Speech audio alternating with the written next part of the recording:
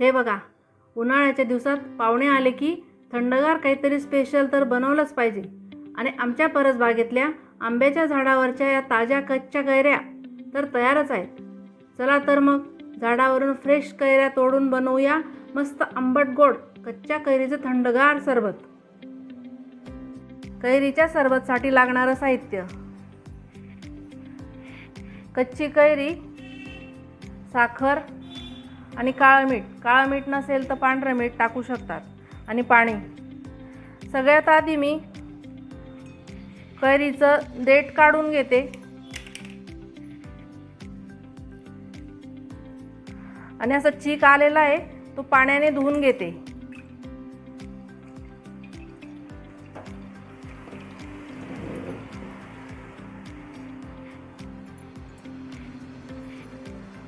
आणि वरची साल काढून घेते.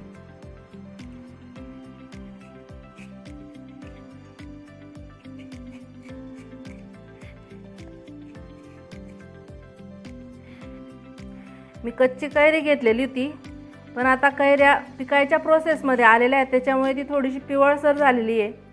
तरी हरकत नाही, आंबटपणा तिला आहेच अजून, त्यामुळे सरबत पण छान येईल.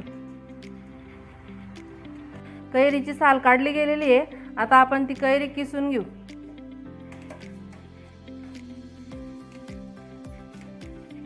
मी जाड किसणीने किसून घेते, कारण आपल्याला मिक्सरवर ते बारीक करायचं आहे.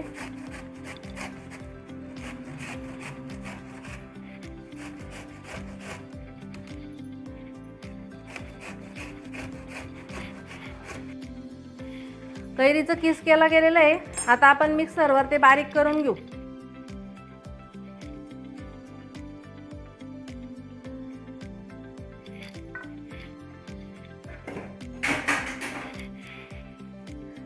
साखर टाकून घेऊ.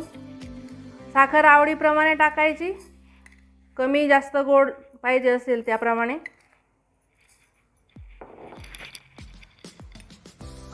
अर्धा चमचा काळं मीठ. आणि आता मिक्सरवर बारीक करून घेऊ. मिक्सरमध्ये मी फिरवून घेतलेलं आहे, पाहिजे तेवढं पाणी पण टाकून घेतलेलं आहे. आता एका गाळणीने गाळून घेते.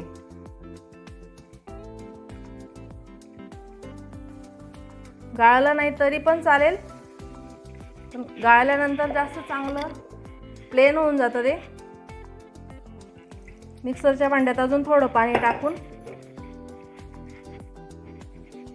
गाळून घेते.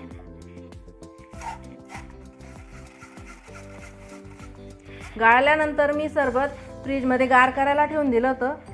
आता सरबत सर्व करायसाठी रेडी झालेलं आहे.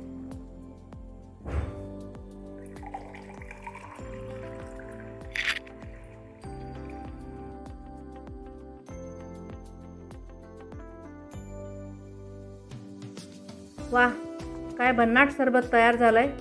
उन्हाळ्यात असं थंडगार कच्च्या कैरीचं सरबत मिळालं की उन्हामुळे आपल्याला आलेला थकवा गायब होतो, फ्रेश वाटतं. तुम्ही पण नक्की ट्राय करा. आणि व्हिडिओ आवडला असेल तर लाईक करा, कमेंट, शेअर करा. लाईकच्या शेजारी असलेले हाईप देखील करा. आणि अशाच भन्नाट टेस्टी रेसिपीजसाठी टेस्ट सूत्राला सबस्क्राईब करायला विसरू नका. धन्यवाद.